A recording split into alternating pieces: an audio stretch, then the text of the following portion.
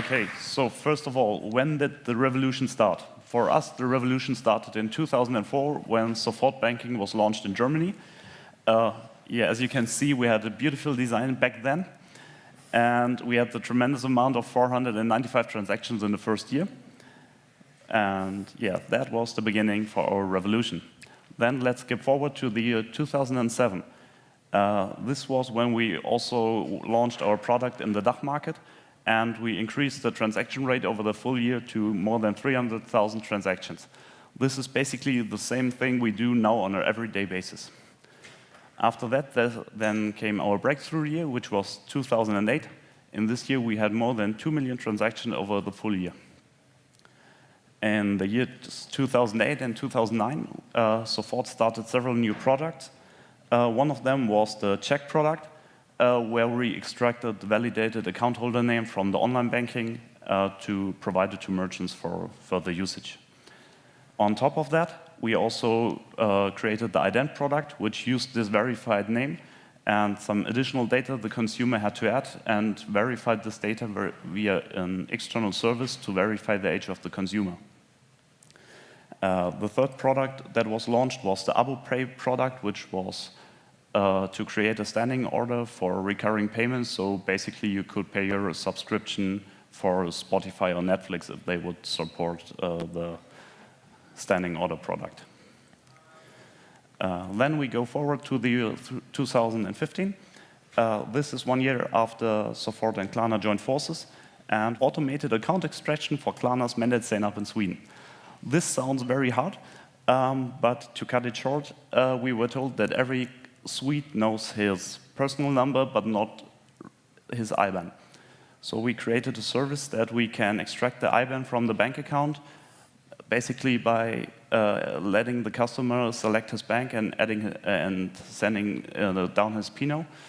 So then we used Sofort technology to log into his bank account, could extract all the IBANs. The IBANs were sent back to Klarna's consumer portal, and they could show the IBANs to the consumer, and he could choose one of his accounts so that he could create a direct debit mandate for the one-click payment. This was basically the first service that was provided from Sofort to Klarna, and until today we had around about 5.1 million transactions over this service.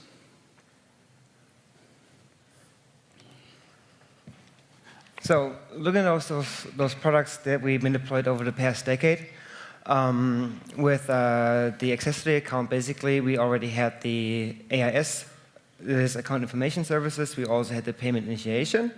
And we were also not the only ones doing this in the market eventually. So that system had to be regulated on a European level, and that's when the PC2 came. So the PC2, so how many of you guys know the PC2? Okay, that's quite some hands. So the PC2 is the Payment Service Directive number 2.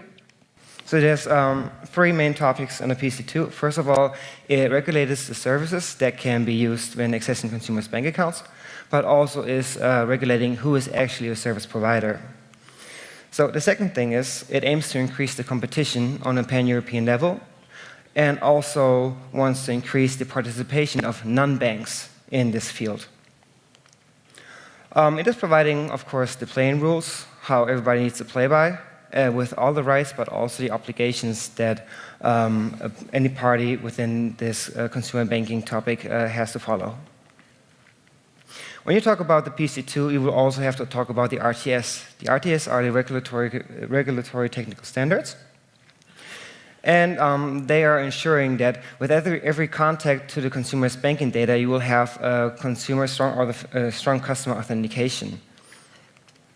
And also, it is ensuring that all the sensitive information, like the user credentials, when they authenticate, are treated with integrity, but also confidentially.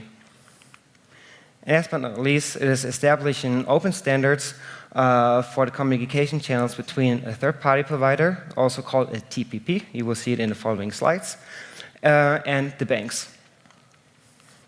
So when we look at the timeline, the PC2 was firstly introduced in July 2013 and proposed by the EU Committee, and it was approved by the EU Parliament in October 2015. By January 2016, it entered into force on a European level. So from that point on, the member states in the EU had 2 years of time to implement this within the local legislation. There's one more data set that we have to talk about. This is September 2019. This is when the so-called RTS I just talked about that will come into force. And the time frame between January 2018 and September 2019, this is what we call the so-called transitional period. So, what is the transitional period? When you talk about transitional period, this is affecting all the TPPs, everybody who wants to leverage the access to the account for their products. And basically, the market is closed right now for any new competitors. There's nobody allowed to enter the market that hasn't been active in the EU countries before 2016. So, but there's additional stuff. Like, you're only allowed to run your current product with no modifications and only in your current markets that you've been acquired before 2016. However, if you want to launch new products, make modifications, or go into new markets, then you will have to obtain a PC2 license, or you have to be in possession of a banking license. So, right now you know all the legal requirements of the PSD2 for the access to ACE, so the access to the bank account. And we split it down into 2 layers, which is defined by the PSD2 basically. This is the account information service, or the read-only access to the bank account. And you have the payment initiation service, which is the write access more or less, because you can transfer money from your account to a different account. For the account information service, we have several flows available. First of all, we have the accounts flow, which is basically what I showed you with the AutoGiro service to log into the account and return all the accounts that you can find in this online banking. A second possibility is to return the details for one specific account. This is used with our friends from the authentication team for identifying customers for high purchase tickets.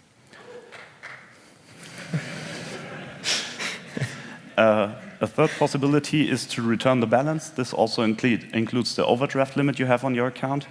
And you can also get all the transaction history of one of your bank accounts. For the payment initiation service, it's a little bit shorter, because there you can basically do a transfer. The most common example right now is the support banking system, where we do around about 100 million transactions every year. And the second thing we're starting right now is with our friends from the Know Your Customer process, where they will do a micropayment to a Klarna account to identify a customer, basically.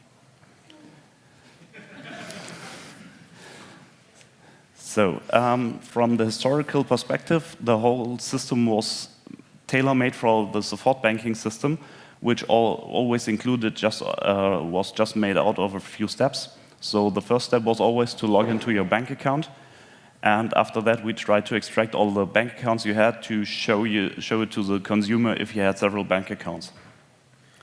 Then we did some risk checks on the account the user has chosen to prevent fraud, basically. And if everything went fine, we did the transfer, and ultimately we logged out of the account. This is quite nice for the support banking system, but if you want to build a modular system where you can also provide the authentication system or the Know Your Customer system, this isn't quite well, because it's hard tailored to the support banking. So we made our system more customizable in the end, and we call it generic access approach, where you can also build the support banking system with its few steps, but you can also build every system you can imagine. You call every step in every order you want to. You can do a transfer and get the accounts afterwards, or you can basically don't care for the accounts and just do a transfer or whatever you want in every order. So now looking at the generic approach that I really like, Björn, by the way, we're catering towards internal teams, like, as mentioned, the great authentication guys in Berlin or the KYC guys in Berlin. But also, this opened up the possibilities to actually offer this to a European level towards other TPPs out in the market. Because for Klarna, we see currently we are not also in the transitional period, but also in a window of opportunity. So why is that? First of all, we're in a very great position with the technology. We have access to over 4,300 banks in the European level. We've been in the market before 2016. which is actually giving us some further protection from too much competition out there that is not having a license at this time. And acquiring a license is not that easy, and it takes some time also. And the last thing is Klarna, due to the possession of the bank license, they can actually enter into new markets at speed and also provide new products. So what is the Klarna Open Banking? What are we talking about here? So basically, Klarna Open Banking is one API to rule them all. Looking at the market coverage right now, we have 11 markets. We're constantly adding new markets, but also improving coverage where possible. Just lately, we added 4 more banks to the Swedish market that you will soon see within the Klarna checkout. And each of those markets, we offer the account information service, but also the payment initiation service. And on top of this, you can also combine those things to this generic approach, which is actually not common. And we provide up to 99.9% on consumer banking coverage in those markets. So why, as an external party, why should you go with Klarna? So let me give you some facts. Klarna is the only access-to-account API that's been proven and established and can run on a larger scale.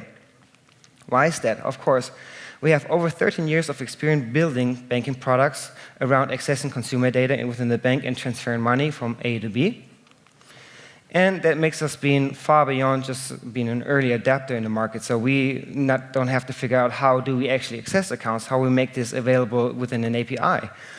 And our system is fully matured in terms of infrastructure and also coverage, as we just saw.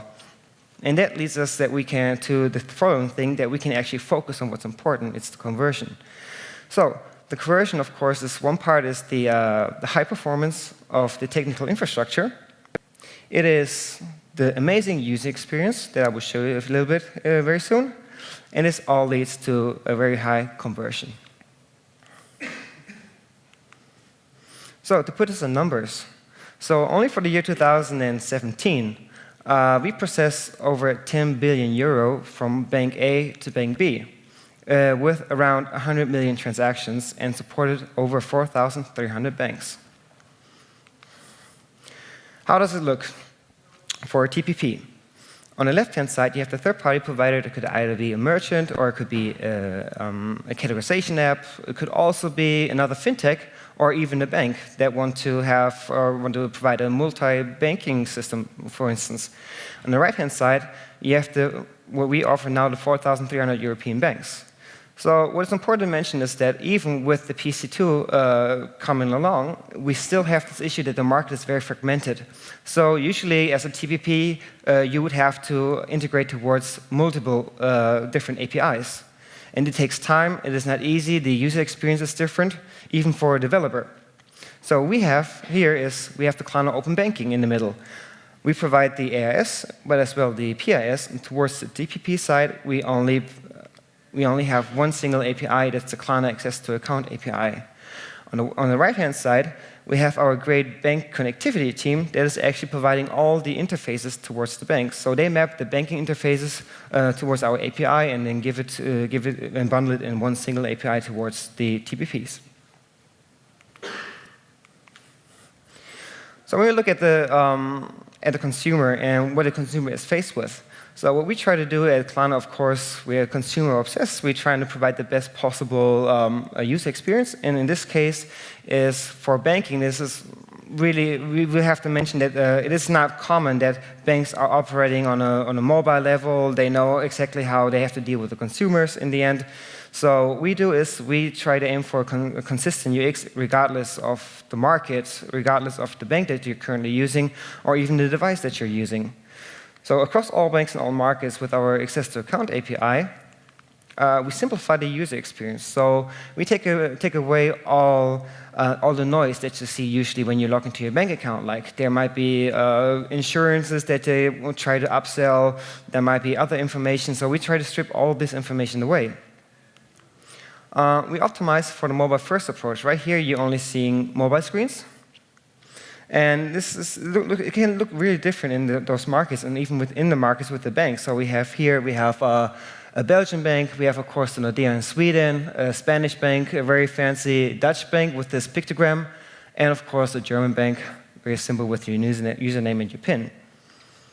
But all of those banks and all of those integrations on our system, they are following a unified consumer communication. So the buttons are looking the same, the drop-down elements. So we try to simplify as much as possible and focus on the call to action for the consumer to get rid of, get it done, so they don't have to think about how to log into the bank account. And when we look at the mobile approach here, in this case, that was just taken recently, those screenshots. When you use your mobile phone to log into your Nordea account, I think you can just try it right now if you want to, you will be presented with this online banking platform where you have to enable to log into your bank account, pinch and zoom, find the right element, put in your PIN, probably zoom out again because there's no form submit allocated towards it, and then you have to find a button and click login. On the other hand side, we have the optimized user experience with Klarna and the open banking technology.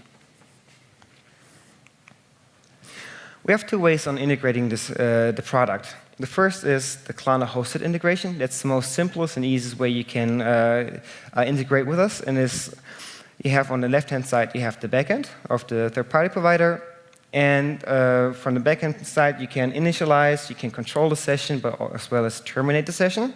Towards our access to account API, the access to account API that will connect to all the banks on the right-hand side.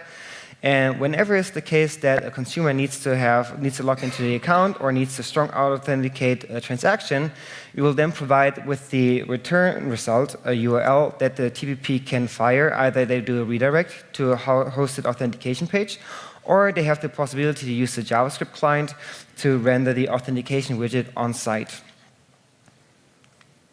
Important to mention here, before you go to the next slide, is that in this case, the authentication widget is hosted by Klarna, and Klarna is the only one in this cycle who is dealing with sensitive consumer information, like the consumer credentials, to log into the bank account. This is very important when we now look at the next slide. The alternative integration is the API gateway integration that you can use for a white label solution.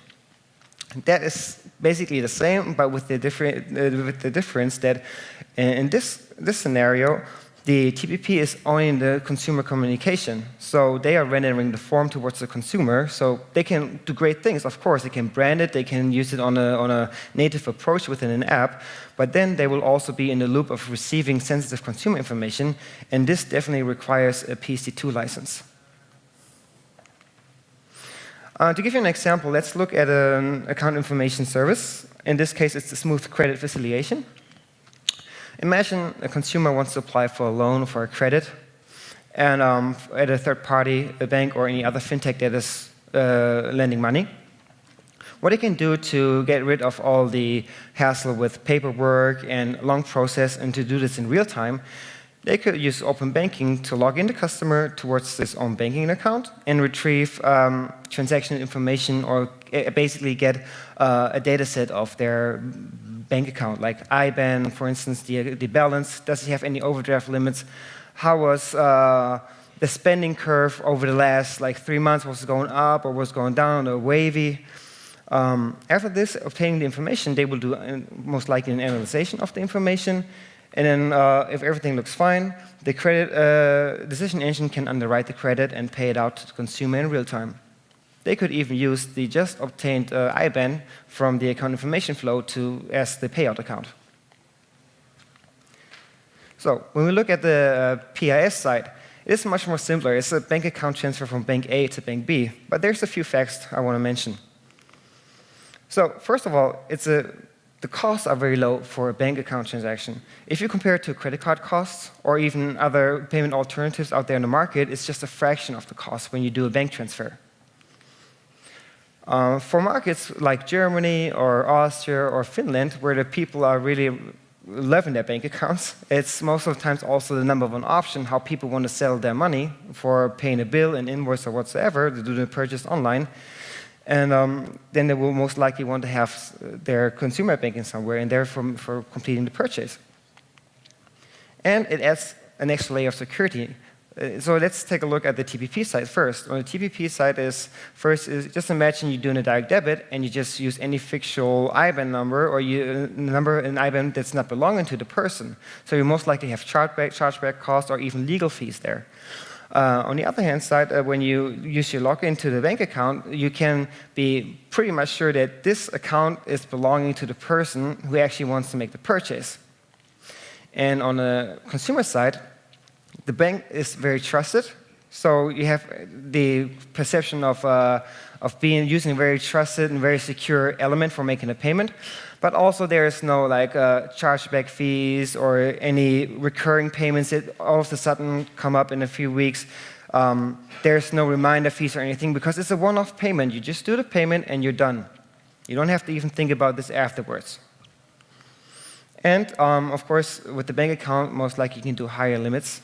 Really, really interesting for travel or furniture. You usually have a higher limit when you purchase with your online bank account. Oh. So now comes the part what I like most. Just to show how easy our product is, we asked George as our product manager to implement it. Okay, let's do this. So while George will just run the script, basically, I will talk you through it. So first of all, you have to create an auth token because our service is not basically publicly available without authentication. And after having the auth token, you can create a session at our service. For this demo, we have configured George's account that he can only access the 3 AIS flows right here. And as an example, start with the account flow? I would like to start with the account flow so that we see how many accounts he has. So now, as he's not logged into his bank account, we provide an URL that the consumer has to open basically in his browser. This will, should in reality, be loaded in an iframe like in the KCO, or we can provide a redirect solution that you just load our page. Then you have our bank selection, where we have an optimized solution where you can select one of the top banks from the country, you can change the country, and you have a box where you can enter basically your IBAN, your BIC, your bank name, and the search will find something. So yeah, now we selected the bank, then our backend systems will start to create the form for this specific bank so that George can now enter his bank credentials.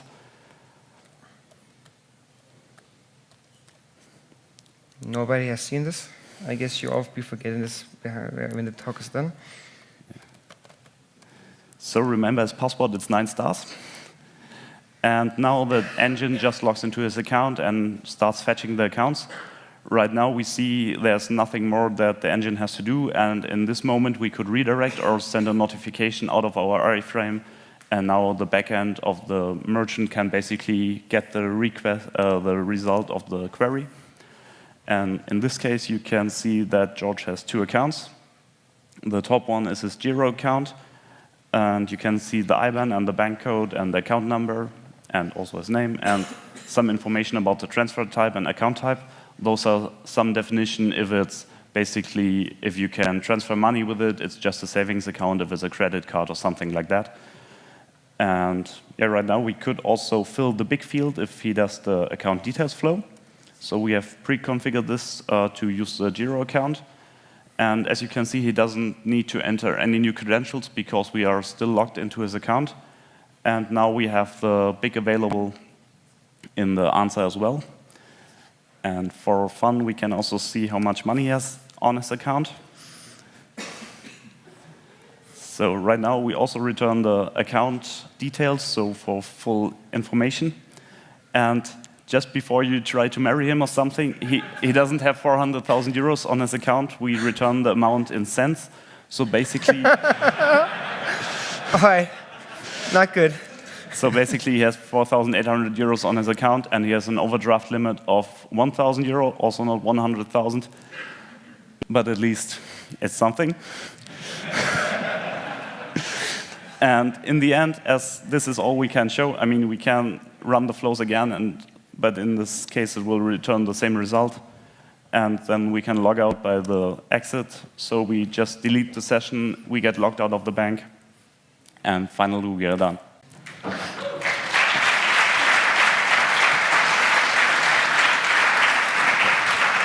So to recap the whole thing. Okay, let's see. We have one API to access over 4,000, actually 4,300 European banks. Yeah. We provide a unified and optimized user experience. We are the only proven solution that can be run on scale. We can provide the account information and the payment initiation service, and we can provide it both together. And we provide a Klarna hosted solution that you just saw, but also an API gateway integration for any white label needs. Thank you. Thank you.